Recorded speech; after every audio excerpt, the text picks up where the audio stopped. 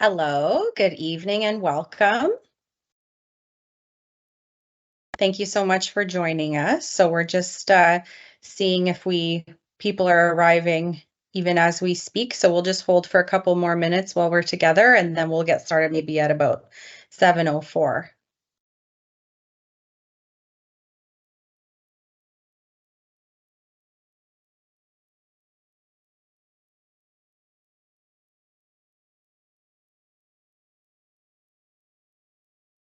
So as you may have heard from some of our correspondence, we were expecting close to 100 people today.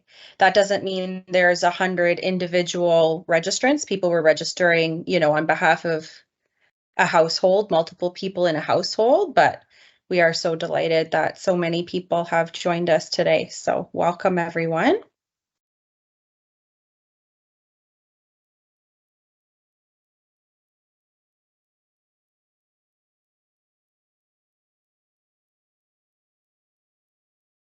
And many of us on the call as we were getting organized were having connectivity issues just now.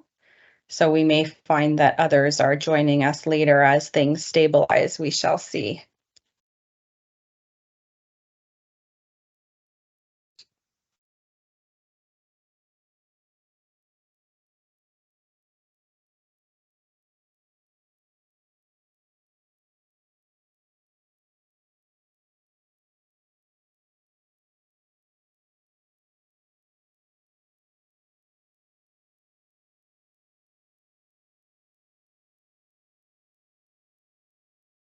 Okay, so I have 7:04 on my clock. So I would like to say good evening, bienvenue à tout le monde. My name is Lane Johnson. I am the City Councillor for College Ward. Je suis la conseillère pour la quartier collège. And today we are gathered here on the unceded and unsurrendered territory of the Algonquin and Anishinaabe people to discuss the future of stormwater management in the City View neighborhoods. So I cannot tell you what kind of hoops we had to jump through in order to get a storm right before the call. I think that, we can't credit the team enough for pulling those strings with Mother Nature to make sure that she showed up for us today and illustrated for us in real life what the situation is. But essentially, as many of you will know, as residents of City View, we have a stormwater management issue in this neighborhood.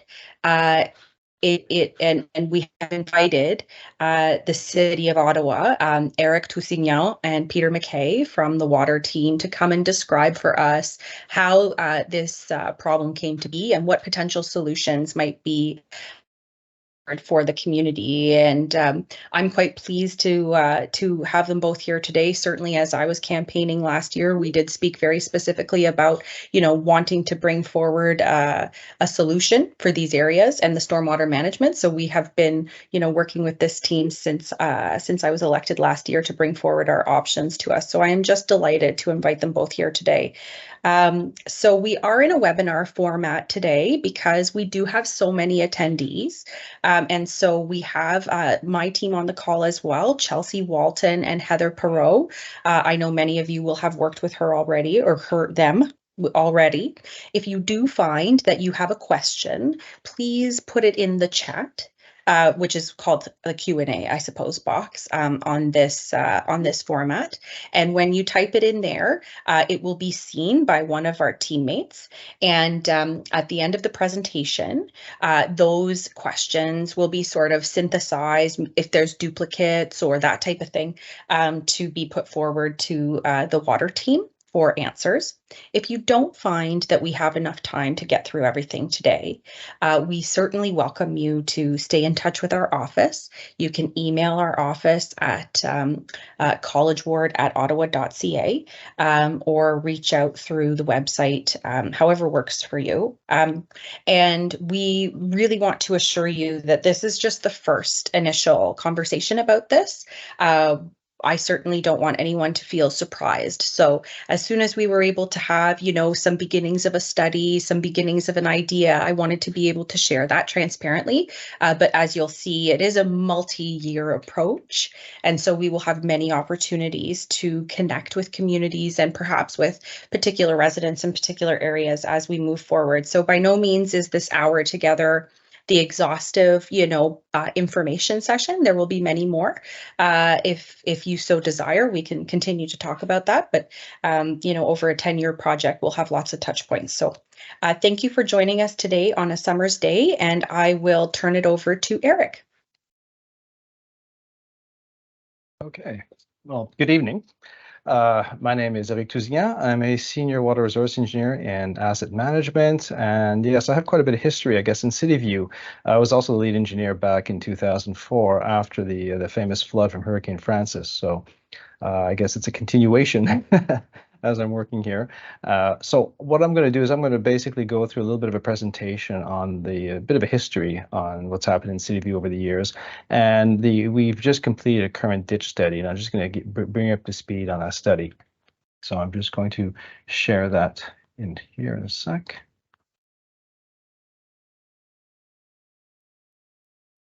Okay. So everybody can see the screen? I guess so. Yep, you're good. Okay, so the basically though, so the City View study encompasses the area that we see in purple right here, which is the little purple outline. And this is the ditch. It's a ditch drainage study. So we're basically looking at the ditches in this study. We're not focusing on the storm sewers, although there are a few storm sewers in the area. And this area is quite distinctive in the fact that it's what we call a semi-rural neighborhood that was built in the 1960s. And it has both sanitary and water services, but drainage is achieved with ditches that drain to trunks to storm sewer outlets. A little bit of background, there is some history of flooding here, but most of the previous flooding, when I mean flooding, I'm not talking about ponding or front yards that have water. I'm talking about actual buildings being flooded, basements flooded and so on. And for the most part, this flood occurred due to the sanitary sewer system that backed up. And the last large event that happened was in September 2004, where this area, significant flooding, as you can see through all the little red stars, to give you an example where flooding occurred due to the sanitary sewer backing up into basements. Now, we did a study back then, and although sanitary sewage was the main cause of flooding, we also did look at the drainage and identified a few things that were required with respect to drainage. Overall, some of the drainage issues you're aware of that we've come across over the years is that there's some ditch infills. So ditches have been infilled, some by permit. The former city of Nepean used to provide permits for people who want to put a pipe and fill in their ditch. So they were able to do that. And some are what we call illegal infills, where people either done that themselves or just went right out and filled in the ditch with no piping underneath it. Also, lack of cleaning over the years has led to sedimentation of these ditches. So the ditches fill up with sediment, and they basically don't convey flow anymore, and they pretty well over time disappear. And this was a problem that we found in 2004, is that a lot of the community here has sump pumps, and the sump pumps should go to the ditches. But if the ditches are not flowing or they disappear, they're not there, a lot of people would end up redirecting their sump pumps to the internal plumbing of their house, to the sanitary sewer. That led to the surcharge of the sanitary system when there was too much flow coming into the sanitary system after the storm of 2004, and it surcharged one of the trunk sewers which we upgraded eventually. So again, on the 2006 study, the focus was on a trunk sanitary sewer solution, but the drainage basically looked at a combination of what we see on the side here, shallow swales with a ditch pipe underneath. So by putting a perforated pipe under a swale as one possible solution for drainage, or basically reopening the ditches to have a proper outlet for sump pumps. This was to provide, because remember at the time we were looking for a way to reconnect, get all the sump pumps back out into the ditches and not connected to the sanitary system. What ended up happening is it was presented to the community because unfortunately, storm sewer upgrades in this neighborhood is what we call a local improvement, and that is paid for by the community. And due to the cost, it didn't go forward. The solution was rejected. So the focus after that point was to do spot repairs on the sanitary system, and also, on the ditch drainage system, as well as recommend some overall cleaning of all the ditches, and to replace the trunk sanitary sewer, or upgrade the trunk sanitary sewer to prevent basement flooding. The trunk sanitary sewer has been upgraded.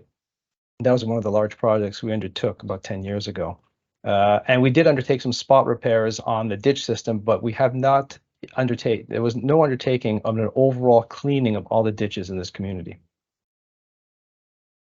What is causing a lot of the issues that we have? Well, the neighborhood has seen a lot of intensification. We're currently seeing a lot of intensification. And we're seeing larger homes being built on lots, or a lot being torn down and multiple homes being built on where one lot used to be. What that means is that ditches are being filled in as the new wider driveways are being put in. In some cases, there's no ditch there, and the developer has nothing to drain into, and he cannot dig a ditch or put a driveway culvert because that's going nowhere. But we have a solution for that, which I will discuss later on.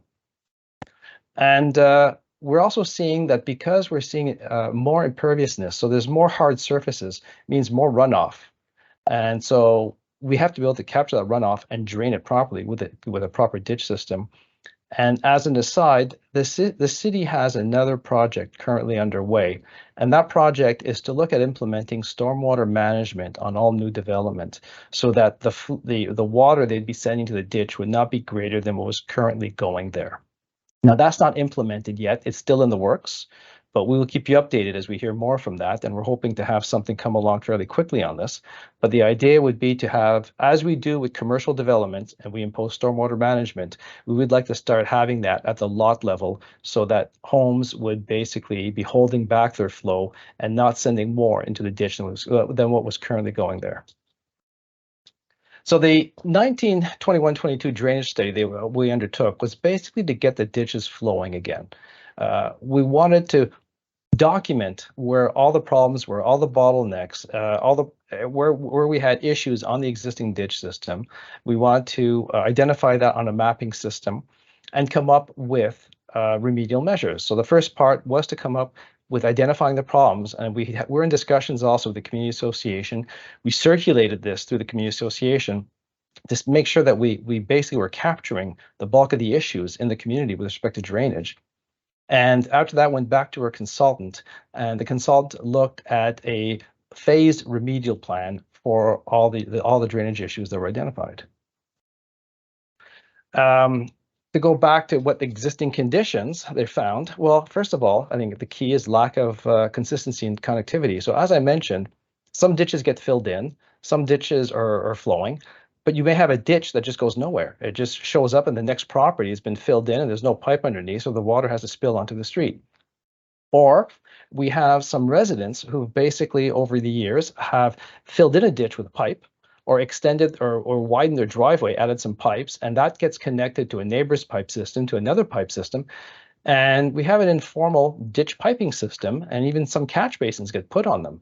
But when we were doing our investigation, we found that some of these interconnected systems were draining nowhere. There's no storm sewer, and they had no outlet. They were just going into the ground. As noted earlier, there's filled in ditches, blocked or buried culverts. We have culverts of various sizes, and we have culverts that have extensions of various sizes. We even have city culverts at road crossings that are in poor condition or filled in, not flowing properly. Lack of adequate outlets. Well, all the ditches in City View basically drain into storm sewers at the ends. The storm sewers either go south to Nepean Creek or they go north to Pinecrest Creek. And they have to be captured with some ditch inlet catch basins, and we have some undersized catch basins. So we're not actually capturing the flow properly at the outlet. And overall, this creates widespread ponding as the water doesn't move efficiently, and it just creates ponding on the surface. Here's a few pictures of some existing conditions where you can see the ditch was filled in and an extension added. This was a catch basin that we actually found over top of one of these infill systems where they were connected together, and a catch basin was put in. Now, it could have been at the time, this prior to amalgamation, the former municipality may have put a catch basin to drain a low point, but this was not a formal storm sewer. It was just an interconnected ditch system. And here's a good example of ditch that gets filled in over time. It's no longer a ditch. It basically is a swale. It just becomes a shallow swale. We have driveway culverts. As you can see, this one is completely filled in. It's just a little pipe coming out at the end. Also, over time, some of these pipes are heaving. They're not in good condition. And this is a good example of an outlet I was talking about, where the ditch comes to the end of the street, is draining into a storm sewer, and all we have is a flat catch basin that most likely fills with leaves most of the time. It doesn't adequately capture the flow. So we would have to redig a proper ditch with a good slanted ditch inlet catch basin that can take the flow and not get clogged up. Now, this gives you a good snapshot of the problem. What you're seeing in the pink, salmon pink color here is all the ditches, they're inadequate. So pretty well 90% or 99% of the ditches in City View are not functioning properly, and they all need to be repaired. It's hard to see, but we have little blue marks that are basically showing us road crossings, culverts that are in poor condition that need to be replaced. And yeah, I don't know if you can see it well, but we have green, which is just some little ad hoc storm systems that lead nowhere with no connectivity that we've discovered. So we've identified this. So this gives just you a snapshot. I'm showing you this so you can see that it's pretty well throughout all of City View. And we're seeing that we have an overall ditch problem. The study went lot by lot. And we looked, like we have a sheet for all the streets. We looked at every single lot. We identified the direction of flow on the at each street. The color here in salmon is showing that the ditch is in poor condition. The red is showing culverts that are here. There was a filled-in culvert, for example, that was the part that was filled in. We're showing some ponding happening here. We're showing that these pipes are not adequate. They're basically over 50% plugged, or they're collapsing. So green mean they're in good condition. So we basically looked at every driveway culvert, every cross culvert, all the ditches, and we identified if the work that would be required. The next slide, the next step afterwards, we'd come back and we would come up with a recommendation. In this case here would be to reopen the ditches and clean them up, replace the driveway culverts where they were needed, clean the roadway culverts, and in this case, add a new roadway culvert. So this was done at the lot by lot level on everything that would be required. The study also looked at ditch design recommendations. So when we're going to design the ditches, we want to make sure that we have them flowing properly, they're done at a good depth. Typically, we're looking for a ditch that's going to be probably roughly 1 meter depth from the top of the road, or 0.8 meters from the top of the driveway. If the ditch is too flat, sometimes we'll put a subdrain under the ditch just to make sure that it drains the ditch, it doesn't stay too wet. Not often we do that, but if it's very, very flat, sometimes we can do that. The bottom two lines is not something I'm too concerned about in City View, because here, these ditch recommendations were meant for citywide ditches, not just for City View, because in some cases, we have ditches that can go as deep as 2 meters. And if you're looking at some of the rural roads, they can go as deep as 3 meters. This is more for that type of system. So not for City View, but for deep 3-meter ditches, we need guide rails. And for deep 2-meter ditches, we do an internal review. If we were to come to a very deep ditch, and that's usually near the outlet, and it's 2 meters deep, we wouldn't want to get the ditch that deep. Often what we'd end up doing is we put a ditch, but we'd put a pipe under it because we're very close to the storm sewer, and we would then connect the pipe to get proper drainage and keep the ditch on top for additional conveyance. These are things that are going to be looked at, but at the detailed design stage, which is coming in the next phase. The study looked at, this is such a big area, it's not something that could be done in 1 year. The study recommended a 9-year phased approach because we're looking at spending roughly, here they estimated $860,000 per year.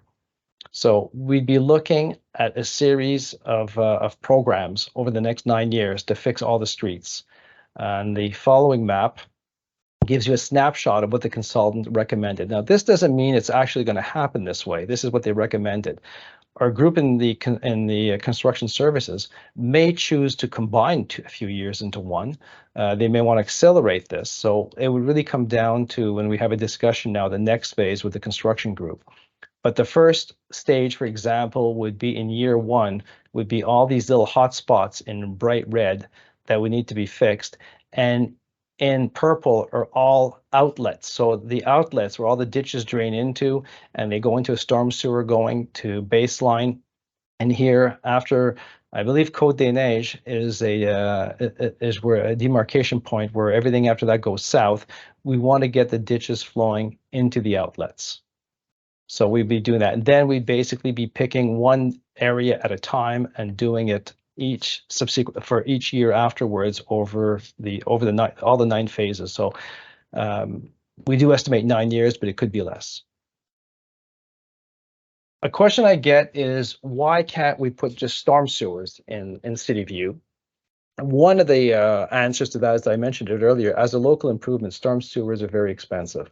And when it was brought up in 2006, the community had rejected it. And I think at that time, it was even just a ditch pipe system. And I don't have the exact figure, don't quote me on this, but I think we were in the range of $20,000 per property. So I think it was not well received at the time to move forward. But to put a storm sewer, what we call the curb and gutter system, wouldn't work because we have a problem with Pinecrest Creek. Pinecrest Creek is a very restrictive creek. In 2014, new studies were done on the creek, and we have very, very strict requirements for anything draining to Pinecrest Creek. Any development, commercial at this time, development that takes place, has to have no impact development. They need to infiltrate about the first 10 millimeters of rain. They cannot send too much water. Light rail, we had to construct a stormwater management pond to basically throttle the additional flows coming in, because Pinecrest Creek gets surcharged at the lower end, and it causes some problems at the lower end as we get nearer to the Ottawa River, and it could flood out all of that area. So we basically have to control the flow and throttle it back going to Pinecrest Creek. Storm sewers, the flow is still going there. Like we're not adding additional flow, but we're sending it there faster with storm sewers. So to counteract that, we would have to put a stormwater management pond, and there's no room for that. So that would be one of the problems for Pinecrest Creek. Same problem going south towards Nepean Creek, near the NCC lands, down further closer to Hunt Club. But if we were to send the flow down that way, we'd also probably need a stormwater management facility. And if we were to do that, we would need land, and that's the same issue. We don't have the land for that, so it would become complicated. Now, a ditch pipe system that is shown here, and that was recommended in 2006, has the ability to filter the flow. So in terms of cleaning it, so it's not as a big impact with respect to water quality. And because it's a partial ditch system, the flow can actually be attenuated, throttled back into the ditches, and can act as stormwater management. So if we were to move forward with a local improvement, it would be most likely what we call a ditch pipe system that would basically have a swale, continue with a shallow swale, which is probably what you have right now, with a pipe underneath it.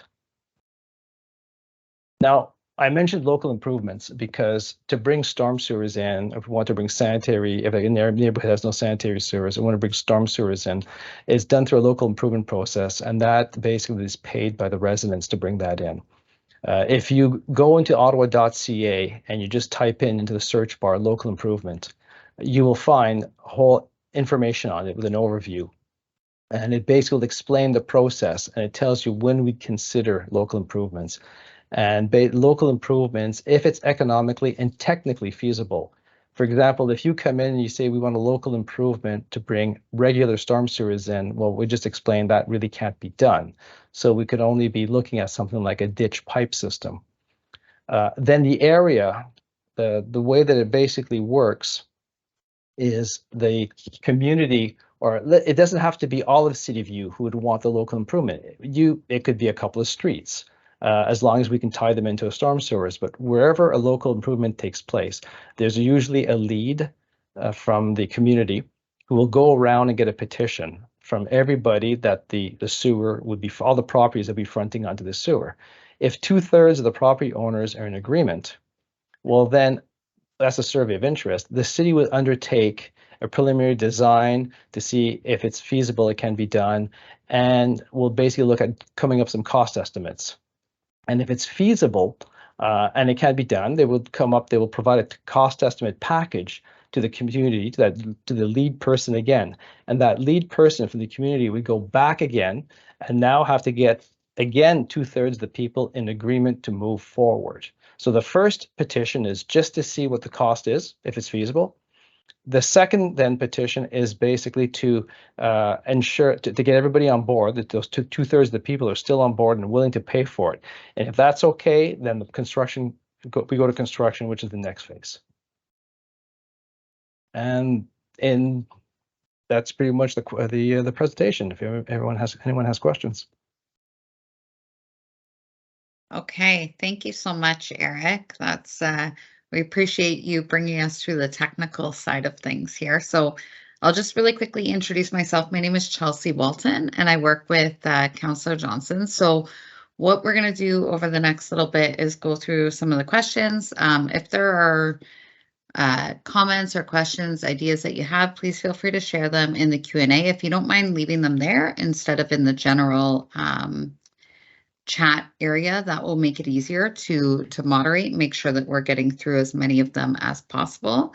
And if we, as Councillor Johnson said, if we run out of time, please feel free to send us an email at collegeward@ottawa.ca so that we can follow up. So I'll start with the first one, which has come in. So it's, how do we plan to properly inform residents who are not connected? Elderly neighbors are not online and don't have a clue this will be happening to them at their property. So I don't know, Eric, if you can provide feedback on the city's process in terms of bringing awareness to these projects. Once we go to construction, so it's going to the next phase of construction services. Yes, there's usually, it's a project like this is advertised. There's going to be public meetings before it goes any further. Okay, right now this was a study, and go through the councillor's office is how we're basically bringing it to the public right now. But when it goes to the next step, that's when you're going to have advertisement in newspapers, probably a formal public meeting in person with boards and so on. And people will be able to go there and see at the detailed design stage what's happening on their specific property. Okay, that's great. And I will assure everybody that as a councillor's office, we're very committed to engagement and making sure that everybody's aware of what's happening. So this is kind of a phase by phase planned approach, and we'll be sure that there's like flyer drops on the streets that are impacted well in advance of any changes being made so that everybody knows what to expect. Just a quick comment. I see that some people have their hands raised, but we have so many people on the call. So if you don't mind leaving a comment in the chat or the Q&A, that will be more helpful just to make sure that we get through as many as we're able to. So there's a comment from Alicia, and she's wondering why the work wouldn't be covered by property taxes. And I'm assuming that she's referring to the ditches and the sewers. So Eric, if you can speak to that. Well, the ditch maintenance work, all the ditch rehab, replacing the driveway culverts when we go in there, that's all to be paid for by the city, and that's under capital work. So that is the city. But to bring in new pipes, storm sewers where we did not have storm sewers originally, that's through local improvement. That's paid for by the residents. Okay, and can you speak quickly? I'm sure it was maybe in your presentation. To the cost of the project overall that the city is investing in terms of funding? Well, right now for this project here, we're looking at, we estimated, let's just round it up, let's say to about $1 million a year over 9 years, so $9 million to clean up all the ditches. That's a project the city is undertaking. What I explain to people when it comes to local improvement, where people fail to understand, when you buy into a brand new subdivision and you buy a new house, That house, the developer has paid for the streets, has paid for the sewers, the water, sidewalks, has paid for everything. And they include that in the cost of the house when they sell to the owner, to somebody who buys the house. And then the city takes over the streets. So it's handed to the city, and we take over maintenance from there on and upgrades and replacement. But we do not pay for them originally. That's why when new sewers have to be brought in, it's a local improvement. The residents did not pay for it at the time they bought the house, so they'll pay for it when they want it. Okay, thank you. That's helpful. Scott and Christina said, on the maps provided, it shows in many areas that the water is flowing to the backs of the properties. How do ditches in the front help with that issue? If the grading is going to the back, unfortunately, topography is what it is. So when these subdivisions were designed back in the 60s, they weren't designed the same standards they are today, where overland flow was tried to be kept in the right of way as much as possible. Sometimes water may flow to the back, and we have very little control over that, unfortunately. We cannot we can't change topography. We will try as much as possible to keep the flow in the right of way, and a detailed design will look into that. But in some cases, if water does spill to backyards, and that's the way topography goes, not much can be done. Okay.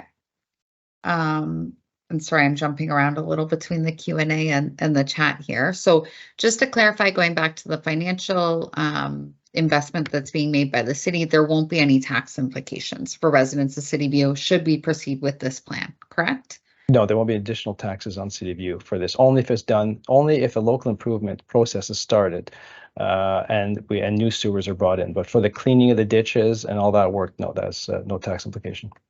Okay. And then there's a comment that the study map does not show most of the new infills, which include different grading as they're built after the fact. So can you speak to like the detailed design process that would be undertaken? Yes, the study was a snapshot in time, started in 2021, and new infills have taken place since then. So at the detailed design stage, we're looking at now having survey crews. Remember, this was done by visual inspection, the existing study. They walked everywhere, they looked at it, they did not take surveys. So for detailed design, now surveys are going to go and pick up everything, every driveway culvert. They're going to pick up all the elevations, all the property, and then we're going to be setting grades to drain that. So it's going to be done in even greater detail.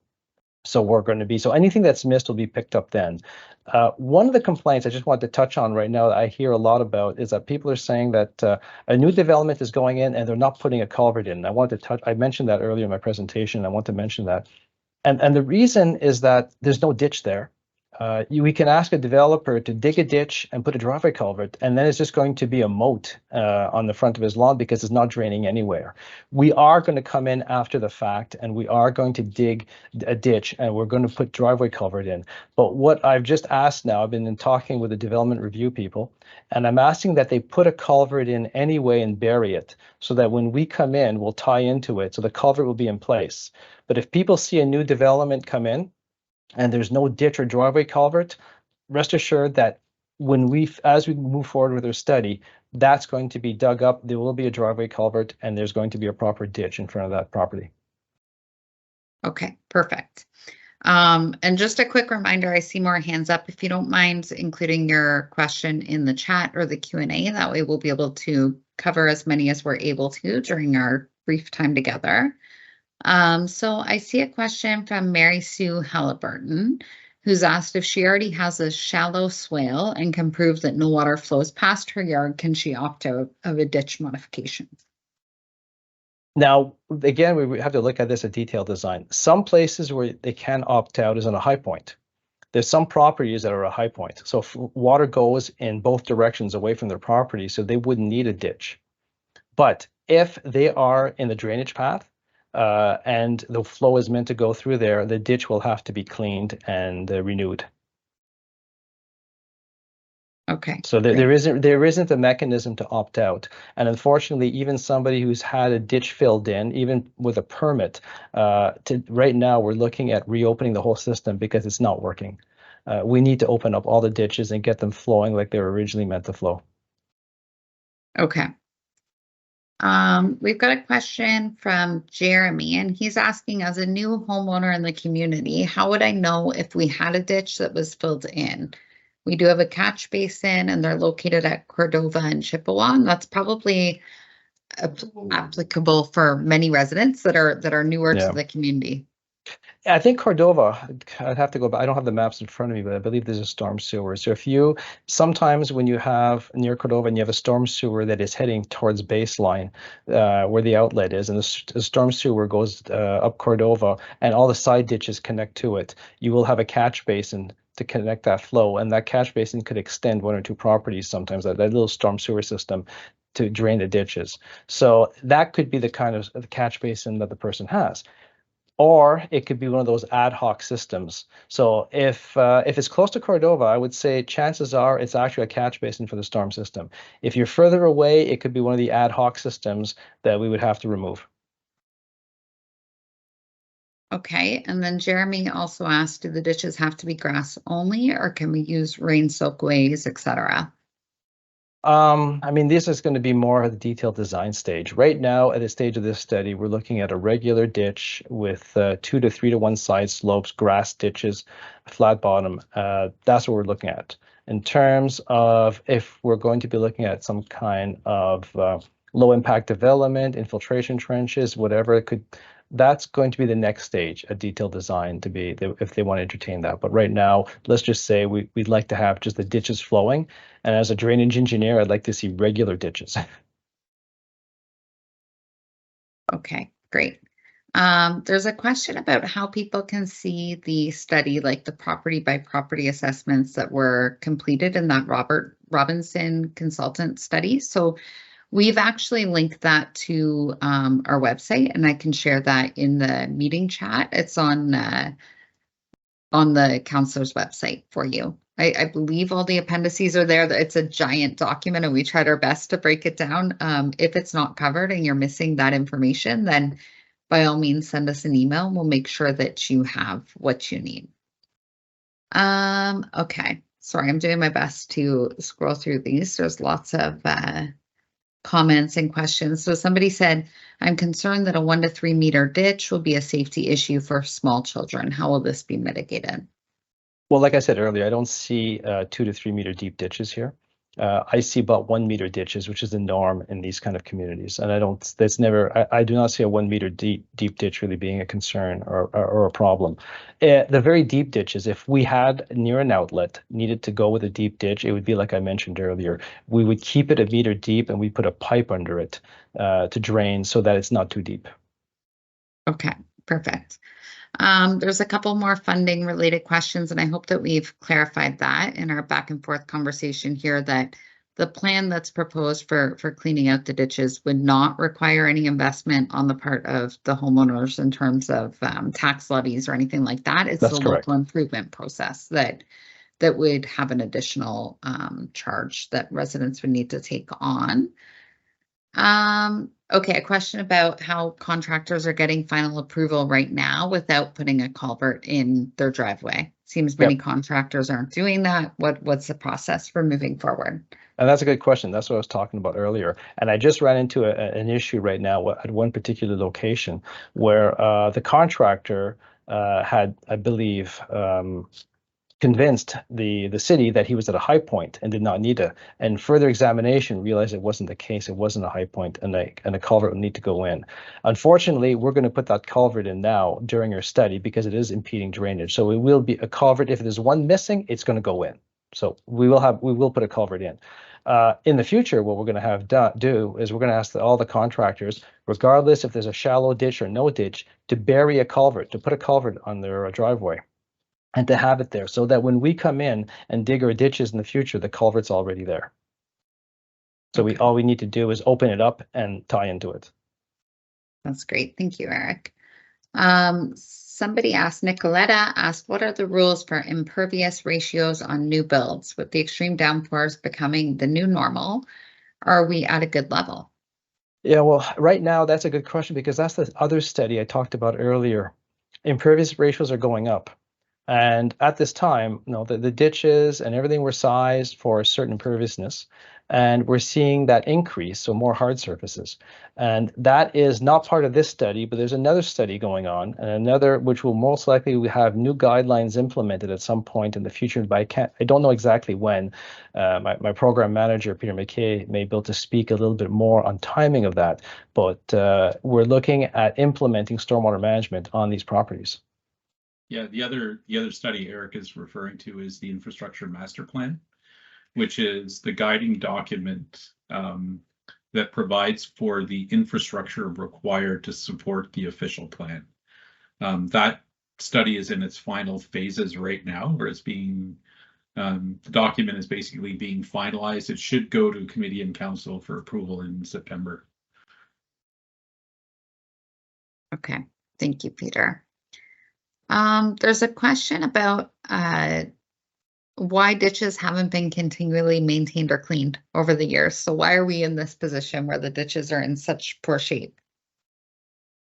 I think that just comes down to an issue of resources, funding, and priorities. If you look back after the 2004 rainfall event that did occur, the highest priority for the city to address at the time was the sanitary capacity within the system.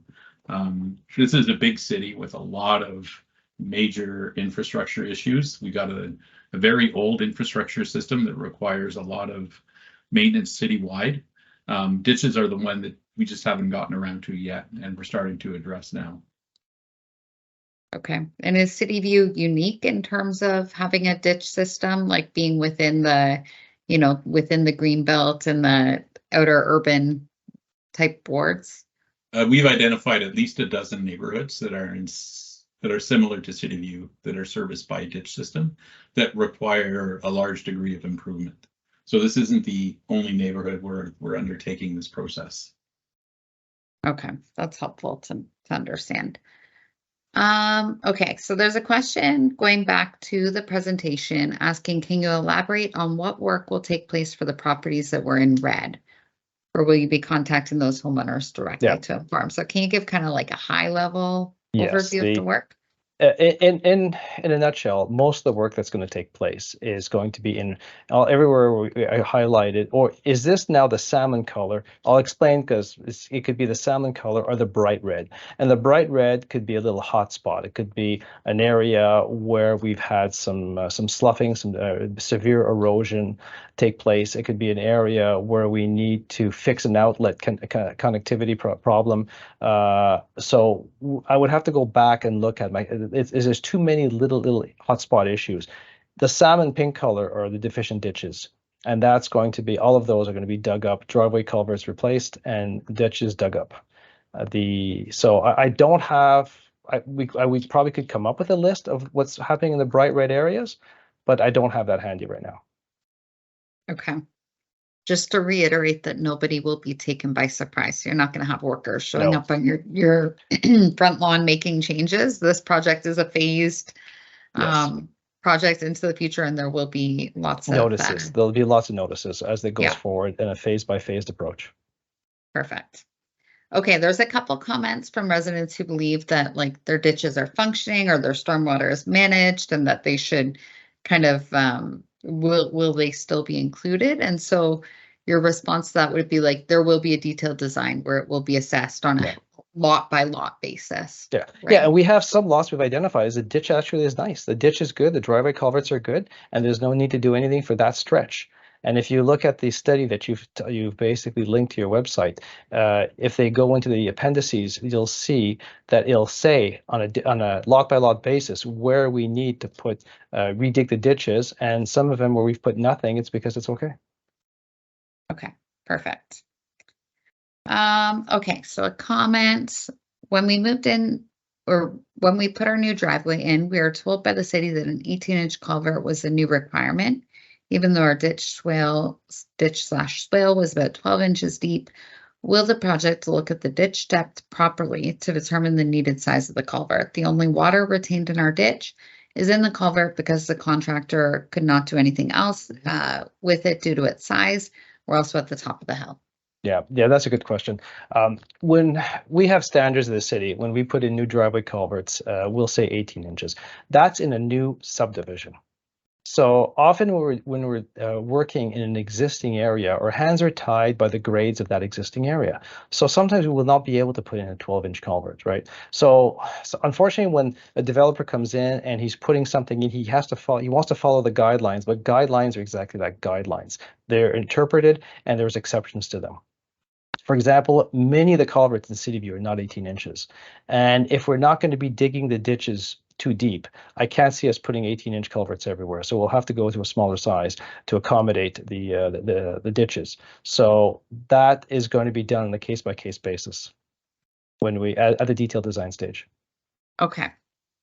We have a question from Jeremy, who's in the process of converting his driveway from a hard surface to permeable pavers as part of the Rain Ready Ottawa program. We recently did a community meeting on that as well. So I'm glad to see there's some uptake there. So Jeremy says, given that I'm in phase 1, how do I coordinate timing to not have to dig up my driveway twice? Well, yeah, that's a good question because right now the project is in, it has gone to the next phase and it's entering the construction services stage, which means that now they're going to pick a consultant and they have to strategize on how to basically do the design for the entire community, or do we do phase design one phase at a time? I suspect that we're going to see phase 1 detailed design taking place this winter, and construction could start maybe at the earliest through late summer, early fall next year, or even 2025, where the first set of construction happens. But design would start in the winter of 2024. So that would have to be coordinated because one thing, if the detailed design has grades, we could probably provide that homeowner with elevations we'd be wanting to dig to. And so he would at least have that information to set, even though it's not draining, the ditch would not be dug to the right depth yet. At least he'd have the right elevations for that culvert. So the best thing would be to get in touch with us to see if anything can be coordinated. But again, until we do the detailed design, we won't know. Okay, so Jeremy, perhaps you want to send our office an email and we can help you navigate the two processes side by side, just to make sure that you're not having to redo any of your work. So there's a question from Wendy, and Wendy, I'm sorry, I'm not sure I fully understand, but it's how many ditches are good? So how many ditches probably within the existing community right now are functioning the way that they should? Oh, very few. Right now, the years of the infilling that's taken place and the lack of connectivity and so on, as you saw from that map in the presentation, when you saw the pink salmon color, most of the ditches are in poor shape. I would say 80 to 90% of them are in poor shape. Okay. And I'm glad to see Wendy's comment that I interpreted that correctly. So there's a question from Jill who's asking, will this work reduce the height of the water table here so that my sump pump won't be constantly working? Unfortunately, no, we have no impact on the water table. Water table can only go down when a subdivision goes in and everybody has sump pumps running and people have or foundation drains. That could locally bring the water table down, but not ditches. But if everybody has properly functioning sump pumps, it can lower the water table. The one thing I caution is people who put in a new home and they want deep basements. So some people will say, well, we want big ceilings in our basement. Well, if you're lower than your neighbor's home, your sump pump's going to be running all the time because you're the lowest in the water table now. Now, everybody else has brought the water table down to a certain level, but you're lower than that. So that, unfortunately, if the basement is deep, that may be the problem. Okay, and then kind of similar to Jeremy's question, Scott and Christina are asking if we have new paved driveways or an interlock driveway and they're dug up to install a culvert, what kind of quality job can we expect for reinstatement? I'm not part of construction services. All I can say is that they would install it back to the original condition, my understanding. But I really don't have an answer for that right now, unfortunately. I mean, all I know is that the contractor would be putting it back to the way that it originally was. Perfect. Yeah. So speaking to my experience working with the city, typically what's done is they'll go in ahead of time and they'll take photos of it the way that it is in its previous condition, and the expectation is that it's restored to look the same at the end of the job. And the counselor's office, we're happy to kind of play a liaison role if you're not satisfied with the work, to try to make sure that you know, the outcome, you can live with it after the work is completed. Okay, so David has asked, well, it doesn't affect my property as I'm not in a red or salmon area. Is it safe to assume all previously filled in ditches in the red and salmon areas will be returned to a ditch? If it was filled in, yes. The goal would be to return everything to a ditch. Okay. And I see a comment about repair after snowplow damage, and I know that it's an ongoing issue, but we're happy to advocate on your behalf to make sure that, you know, the repairs are done in a satisfactory way. I'm trying to see. Okay, so do you have any real world visual examples of what these ditches would look like? Hard to determine if we want to start a local improvement action if we don't know what it will really be like. We could probably dig up some pictures and send them to you and coordinate through your office to provide examples of what ditch rehabilitation or what ditches would look like. But I mean, we're looking at a typical, if you look at a rural subdivision where you have a ditch about a meter deep is what we're thinking about in that range. So right now, what's happened over the years is that the ditches here used to be at least half a meter or to a meter, at least a meter deep, and they filled in over the years. So and they've become swales. So you don't see, you really don't get a sense of what it was like originally. Okay, perfect. So I think we've covered off many of the comments in the Q&A and chat. My apologies if I have missed something. Please, by all means, reach out to our office and we'll follow up. I do see that there's still people with their hands up, and because we're already almost at time, we're not going to have time to get to them. So Christine has offered up that the ditch in front of her house at 9 Bassano is about a meter deep, if anyone wants an example. And we can compile that as well. Following this meeting, we're going to send out a link to the recording that you can share with your neighbors or people that weren't able to join.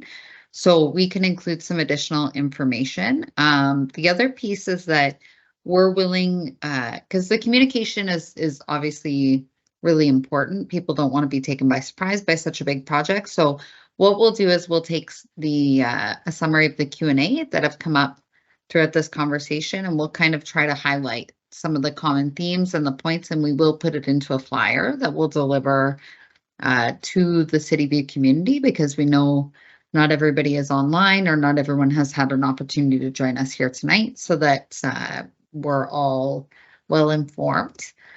And I think with that, I'm just going to take one more quick look through and make sure that I haven't missed anything.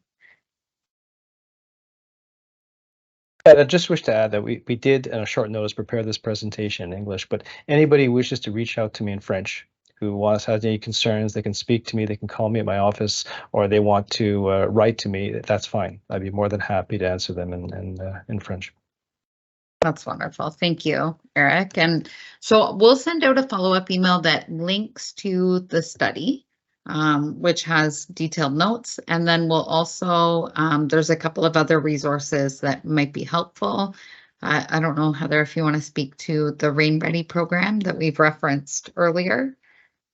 Yeah, so as part of this, so Eric kindly joined us a few weeks back, I guess April or so, for the Rain Ready, and then shared his part in the stormwater and wastewater infrastructure.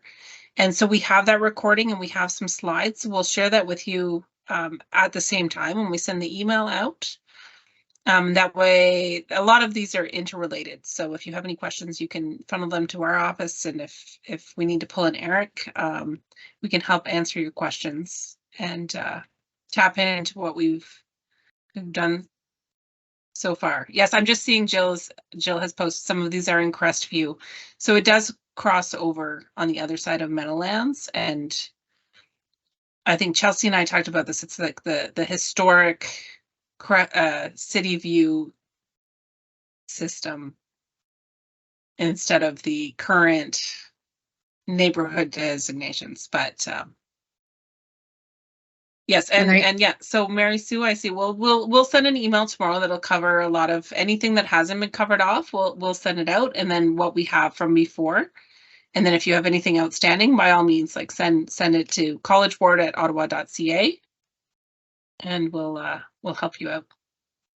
Wonderful. And I do see a note asking if Crestview was notified, and they were. We reached out to their community association as well, and we asked that they circulated it to residents within that community because we identified that there was an impact there. Okay, so last question that we're going to be able to get to this evening before we wrap up is kind of a question, comment, like what is going to be done to prevent this moving forward? And as Eric mentioned earlier, moving forward, there will be more stringent development review processes in place to ensure that as developers are completing those infill projects, that there is a culvert included. Whether or not, I don't have all the technical engineering components, but that will be mandatory, that there was acknowledgement that, this has been a little bit neglected on the part of the city. It hasn't been prioritized, but that once this work is done, that it will be a requirement that it's implemented with each infill. And if I may add also, anything that some people notice that there's an infill that went in with no ditch and no culvert, that will be fixed as we're going in with the study. So the only problem is that yes, it would have been nice to already have a culvert there to work with, especially if it's a new one that we can still use.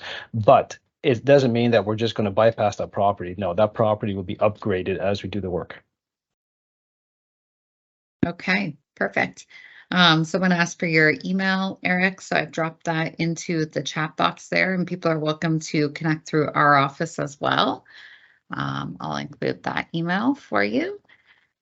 And thank you so much. So thank you everybody for taking the time to join us tonight. We know that this is an important project, that it hits very close to home, and that these changes can always be a little bit, unsettling and a little bit unnerving. So we fully understand the apprehension, and kind of want to assure you on behalf of the councilor's office that, there will be very thorough communication, and that nothing is going to catch you by surprise, and that we're willing to go the extra step just to make sure that everybody is informed and on the same page.